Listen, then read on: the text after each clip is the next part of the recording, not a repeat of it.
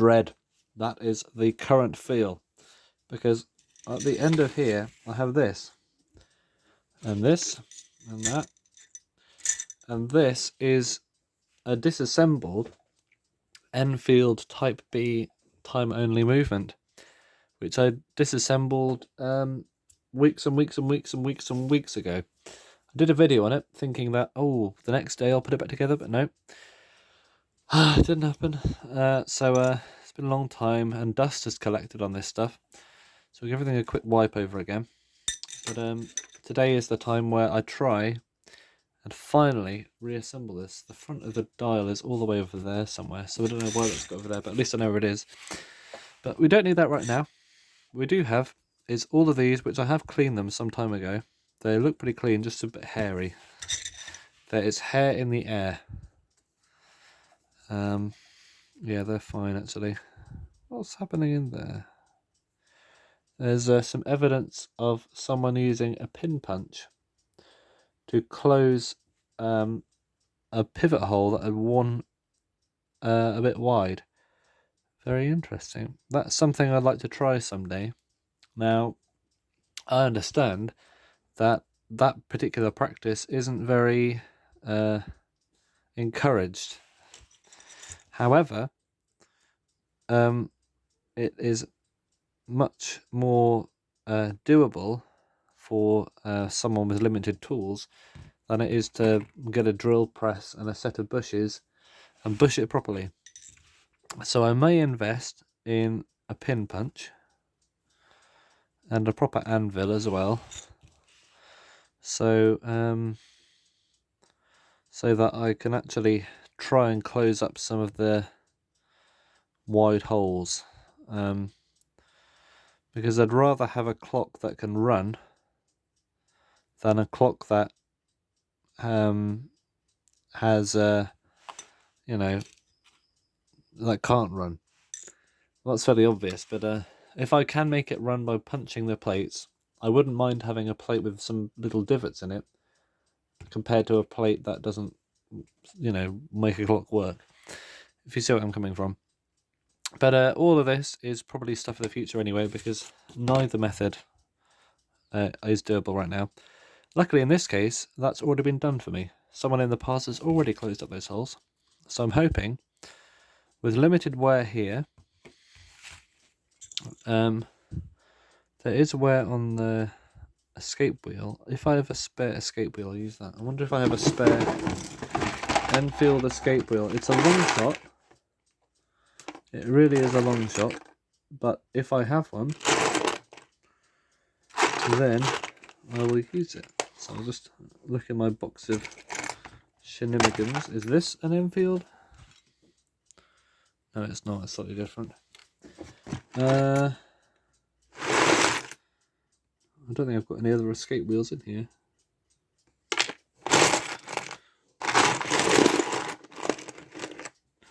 I'll check in my other repository, and if I don't have one in there, then I will just use what I have. Oop.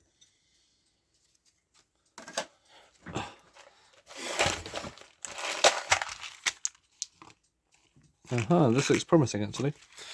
Oh, the thing's a good way down the shaft.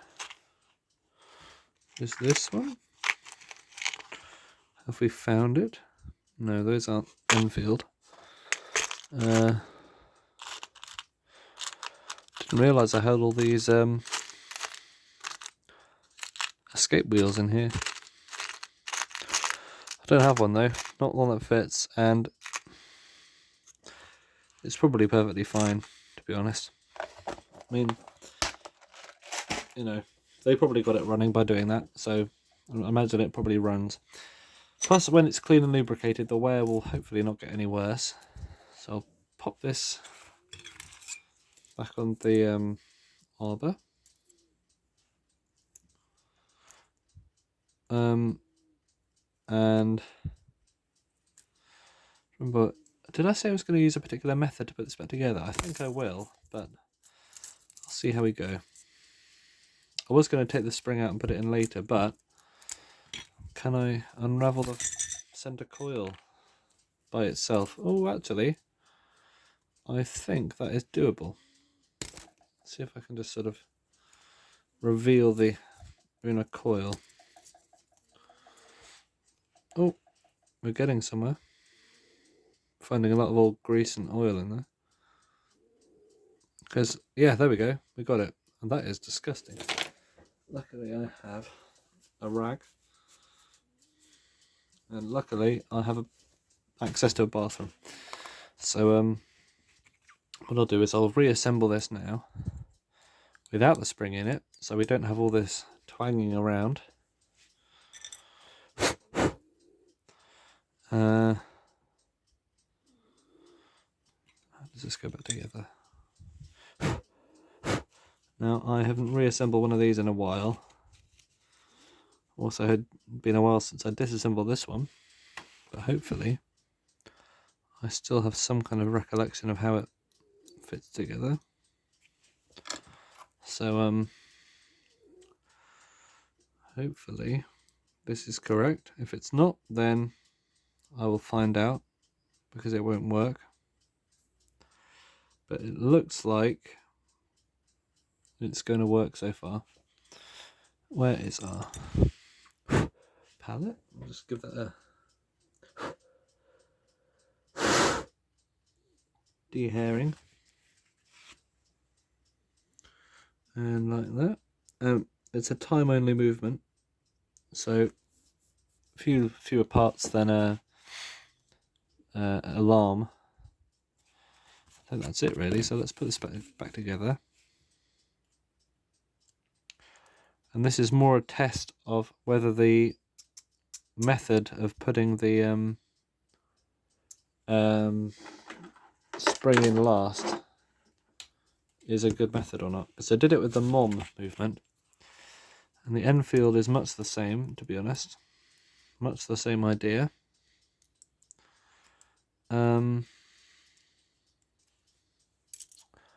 If I can actually find the real pivot hole for this one, rather than some of the closed up holes from before. These are falling out. This is always the most annoying part.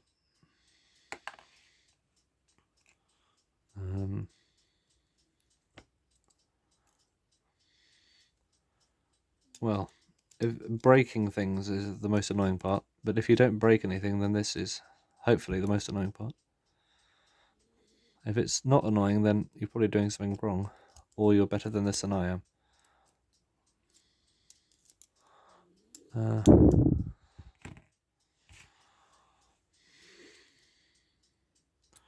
It's finding this real hole again. So all those little pin punch holes, it's hard to find where the actual real pivot hole is.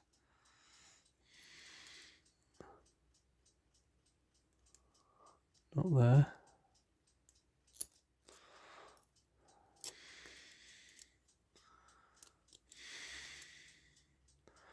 And this makes it a whole lot harder. There we go, found it. It's the only hole where it will go all the way through.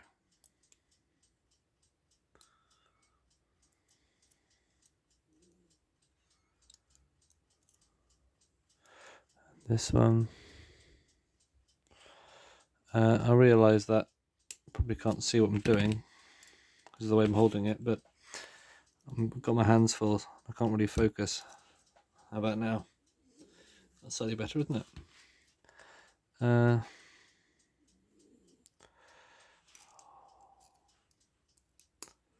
Real pesky thing.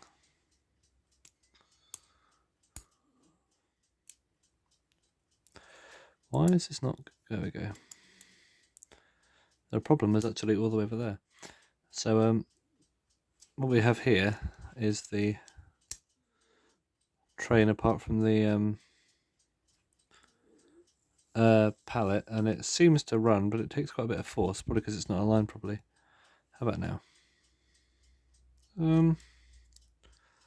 Yeah, that's much less force required to turn this. So I think we're doing well. Let's see if I can get this in without snapping anything in half, which is honestly quite impressive, especially for me. With my forceful fingers and thoroughbred thumbs. There we go. Oh, my goodness, it actually went together. So I'll stick the nuts on. These incredibly annoying, very, very, very long threads that take forever to tie. Oh, look at this.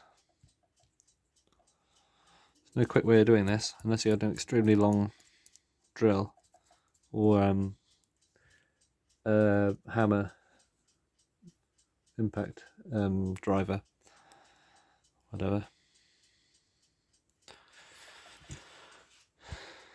And put this on there. Now, you notice there's no mainspring in here yet, but if it all goes to plan, we won't need to put the mainspring in until now.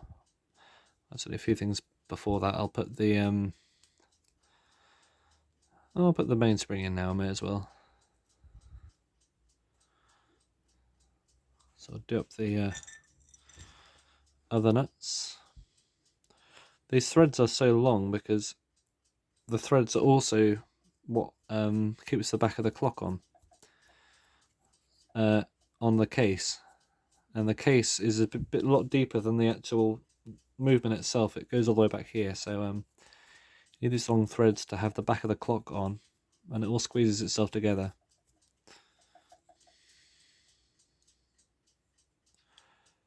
So it's the actual movement itself that keeps the clock together, which is a good idea, but you know, tightening up the back screws could make the movement stop. It could put some stress on the movement in a certain way. So you never want to over tighten the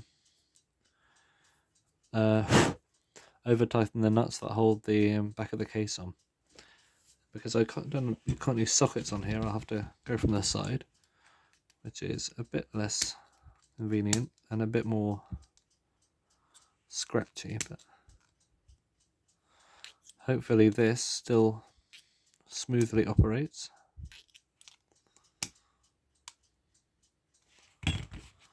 Like that. So can I turn the thing? Oh no, because the pellet's in there, obviously. I'm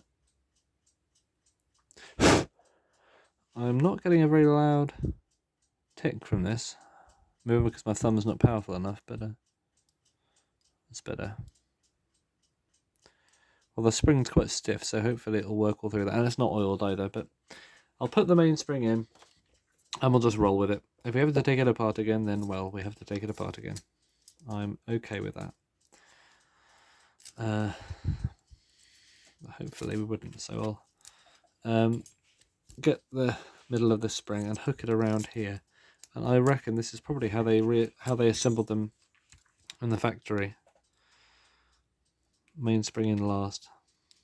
It's much easier way, really.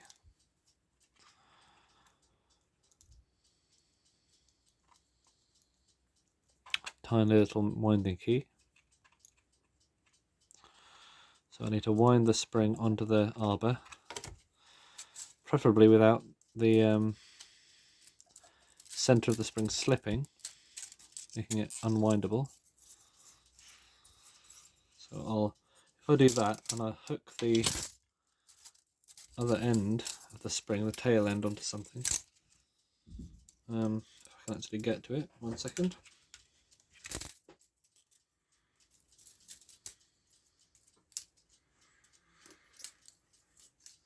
There we go. Alright.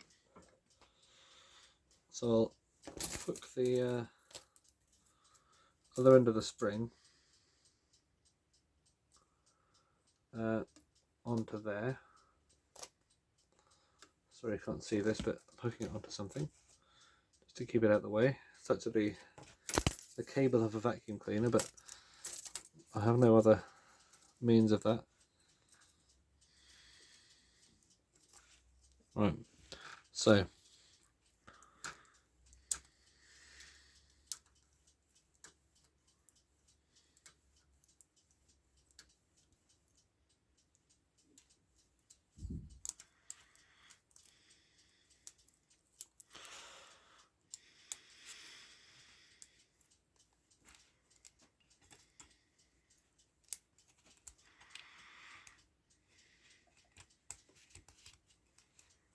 Okay, we've got a latch.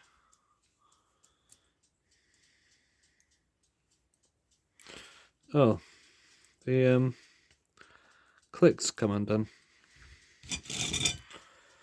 Why is that?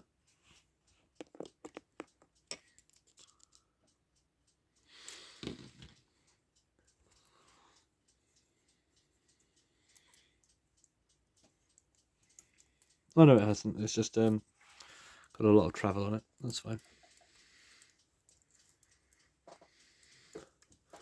Should be okay to unhook that now. Now winding the spring on. I'll hook this round.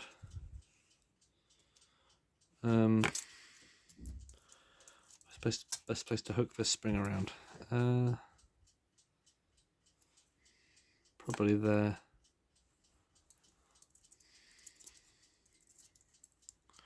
You don't want it expanding inwards, you'd rather have it expanding outwards.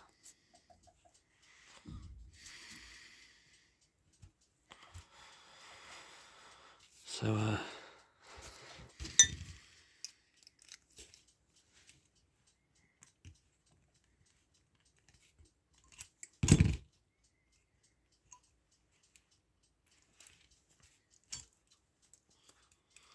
not the ideal situation here. Could be a bit of an explosive.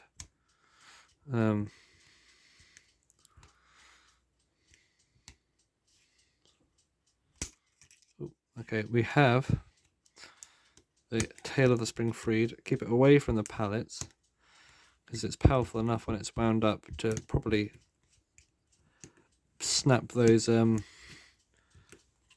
pins right off. Right, we got it. Okay, so I'll put that around there like that and give it a proper wind up, and hopefully nothing slips or trips. We don't lose our hands. I lose my hands. You're probably fine over there behind the screen. Got it pretty wound up, not all the way, but enough to deliver power. So this is quite a powerful spring in here. So let's see if power is getting to the balance wheel. Okay. It has potential. It's not as forceful as I'd like. It'll probably run, but I'll lubricate it first. Where's my oil? Oil where are you? Not expecting my oil to reply, to be honest, but you never know. Give me a second, I'll see if I can find it. Oil has been found. Right. I'll use this hand to apply the oil. It's actually the perfect thing.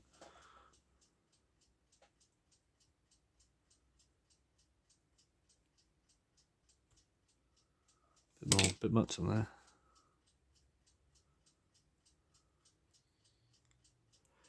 Be nice and sparing with the oil. You don't want it spilling over the tops of the things.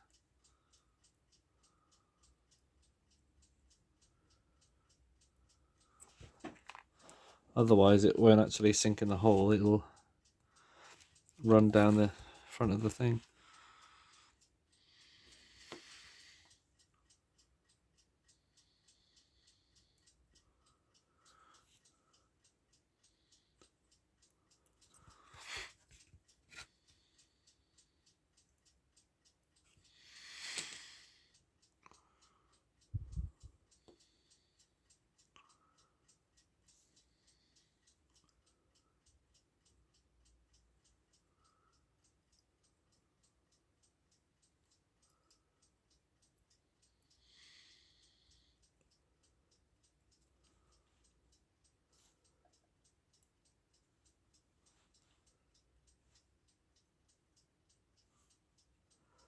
I think that's okay for those. I'll put some oil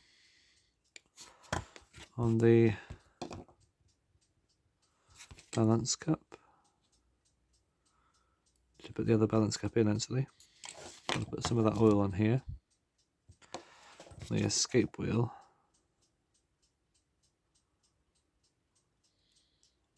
Every few teeth. You don't want anything covered in oil.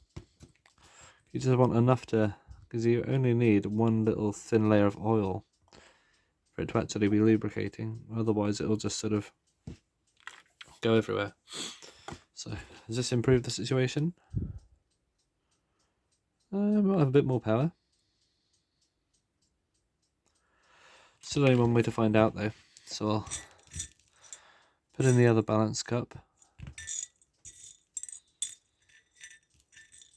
It should be in here.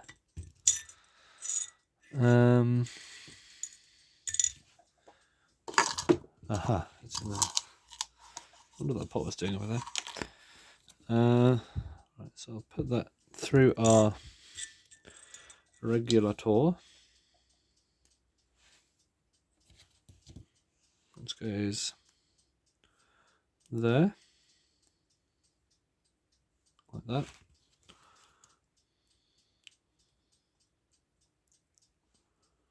I'll screw it in.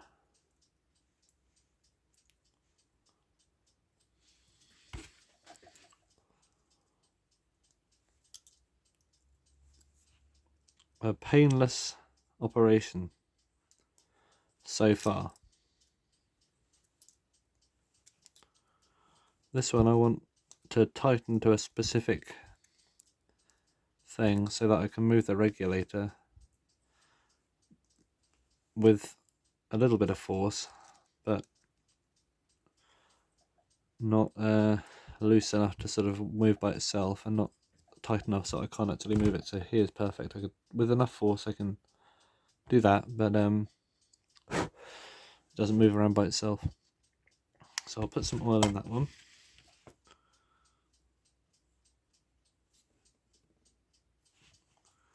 Like that. And I will also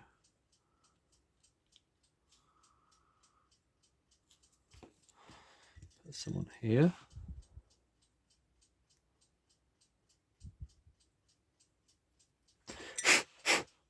Give it a blow. And hopefully, if I install it now, we shouldn't have any issues. I don't know what that little flag of metal is on the regulator, but a lot of clocks have it. That's what it's for though. Maybe it's for stability or something.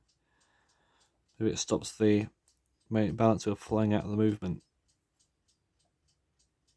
Okay, that's about right. And I will put the spring where it needs to be. So through the regulator. Might need some tweezers for that. Put the spring through the regulator.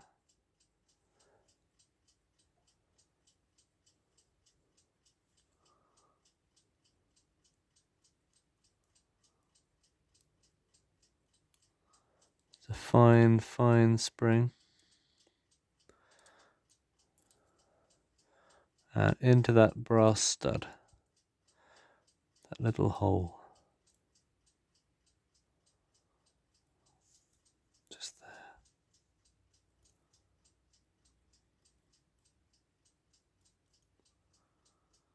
there.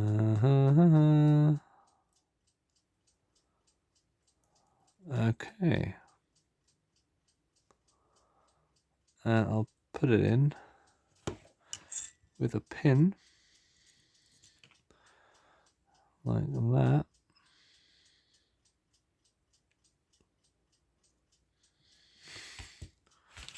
Squidge it down in there.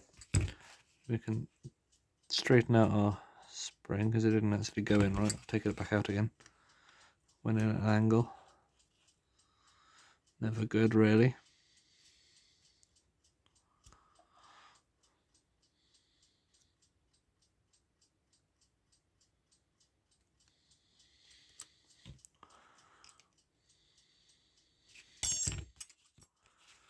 Oh, what is it with this spring? It's the round hole that makes it hard. Okay. Difficult because the round hole means that the spring can sort of roll right up onto the side. Right, we've got that in. It's running, but at what cost? No, it's running fine actually. That in right? Yeah, that's in fine. I think we might have actually. Let's loosen it up a tiny bit. Like that, and a bit more oil maybe, just for good measure. On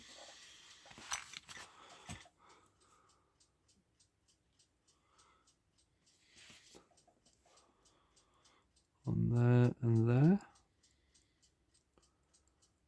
Just keep it all nice and looby. Looby loo by the chucks. It's a song, I don't know, I haven't actually listened to it. I know it's a song. Maybe you know it.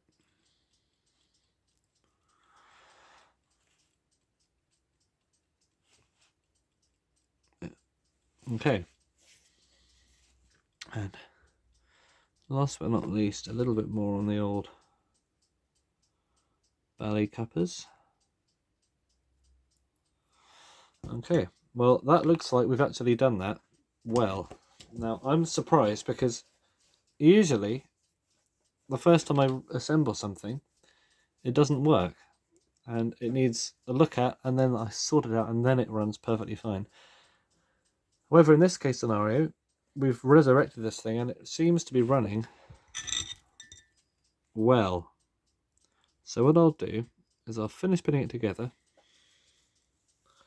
to keep the dust off, and then I'll time it and test it, see if it runs for at least 26 hours minimum. 28 great, 30 plus amazing, because probably made to do 30 originally but it's been like 70 years and 70, how long has it been? Actually no more than 70, probably about 80 years now. But I will put this in. So the movement there, happy with that, seems to be running all right. Put these little wheelie bobs on. And we have a little clip there, just goes on like that.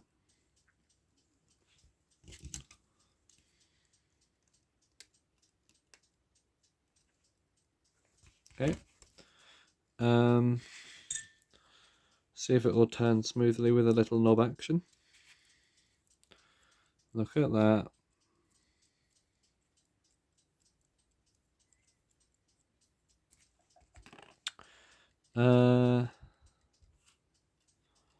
Shame there's no date code on this. I'd like to know when this was made, but imagine it's mid-40s probably, mid to late 40s.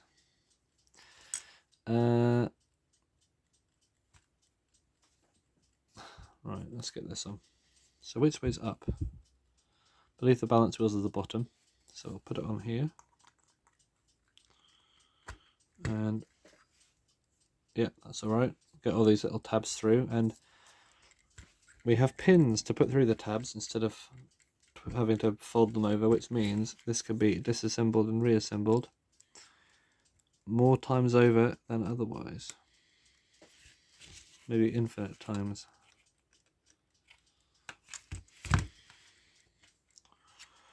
Which is good, although hopefully we won't need to disassemble it again. And as you can see, it's got these extra holes here. That's because this movement was also used in alarm clocks. Don't see many of them though. I've never owned one, not by Enflield, but they did have them. I've seen them on eBay and online. they look much the same as this, just in, well, they had alarms. Right. And Smiths also used the movement because Smiths owned Enfield. They used it in their own branded clocks, like Smiths Music Hall. Basically, a clock that called for a small little movement like this. They may as well have used this one. But it's been going for a good few years at this point. Right, let's get the hands on. Just really impressed with how well this is running. Feels like it's too good to be true, you know. Although why should it? I've put work into this. May as well hope for the best. And I'd say expect the worst, but really, I always expect the worst. This is exceeding my expectations. Up until the point where the hand doesn't go on. Right. Oh, okay. This hand is a bit loose. Right, I'll see if I can sort of modify it in a way to make it fit better. Right, I don't know my anvil, so I use this brass paperweight, and I will get this and a hammer. And I will. Gosh, where did that come from? And I've got a cascade of screwdrivers. I'll punch very, very slightly off to the side, just to compress this metal a bit. Did I do anything there? Oh, I did actually. I made a good old divot in that. Well, hopefully this will still fit, but a bit tighter, rather than not actually staying on there at all. This hand's bent now. Well, better than not fitting. All right, it should be a couple of minutes past now, so oh, it's still loose as it was. All right, time for round 2. How to ruin a clock in 3 easy steps.